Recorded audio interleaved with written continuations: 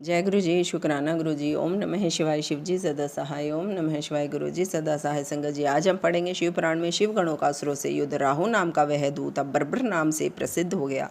अब वह अपना नया जन्म समझकर धीरे धीरे जलंधर के पास गया।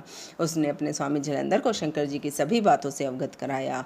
जलंधर ने यह सुनकर अपनी सेना को युद्ध के लिए आज्ञा प्रदान की। कालनेमी और शुंभ निशुंभ सभी महाबली दैत्य युद्ध के लिए सजने लगे।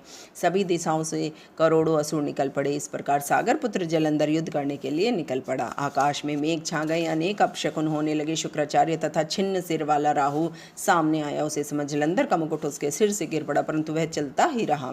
इधर देवता भगवान शिव जी के पास पहुंचे और सब समाचार उन्हें सुनाए। देवताओं ने उन्हें यह भी बताया कि विष्णु जी भी उसके अधीन होकर उसके यहाँ लक्ष्मी जी सहित निवास कर रहे हैं।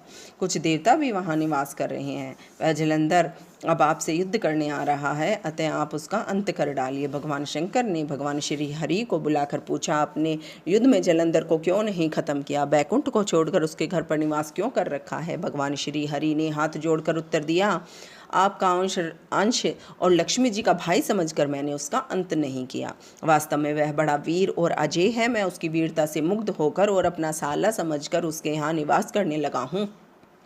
भक्त वत्सल्य भगवान शंकर विष्णु जी की बात सुनकर हंस पड़े और बोले, मैं अब उस दैत्य जलंधर का वध अवश्य कर दूंगा।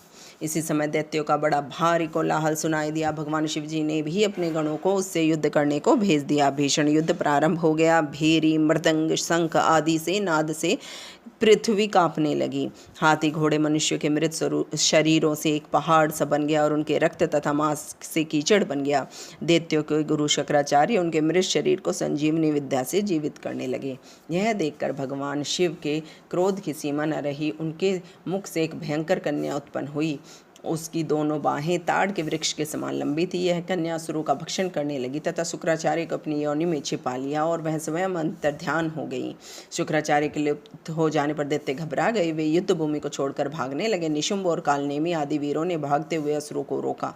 गणेश और कार्तिकेय आदि गणों के साथ दैत्यों का भारी संग्राम होने लगा। शिवजी के गणों ने शुंभ, निशुंभ और कालनेमी आदि को पराजित कर दिया और यह देखकर जलंधर एक रथ में बैठकर वहां आया। उस रथ पर एक लंबी पताका फहरा रही थी। जलंधर घोर गर्जना करने लगा। इसके बाद उसने बाणों की वर्षा करके कुहरा सा पैदा कर दिया। ऐसा करने से पृथ्वी आकाश सब ढक गई। जलंधर ने बाणों की वर्षा करके नंदी, गणेश, कुमार, कार्तिकेय आदि को ढक दिया। कार्तिकेय ने एक शक्ति द्वारा जलंधर को धराशायी कर दिया, परंतु वह उठकर क्रोध में भरकर गदा से प्रहार करने लगा। गणेश जी और नंदी व्याकुल होकर धराशायी हो गए तथा वीरभद्र का सिर कट गया। वीरभद्र को पृथ्वी पर गिरा देखकर शंकर जी के गण युद्ध क्षेत्र से भागने लगे। जय गुरु जी, शुक्राना गुरु जी। ओम नमः शिवाय। शिव जी सदा सहाय। ओम नमः शिवाय। गुरु जी सदा सहाय।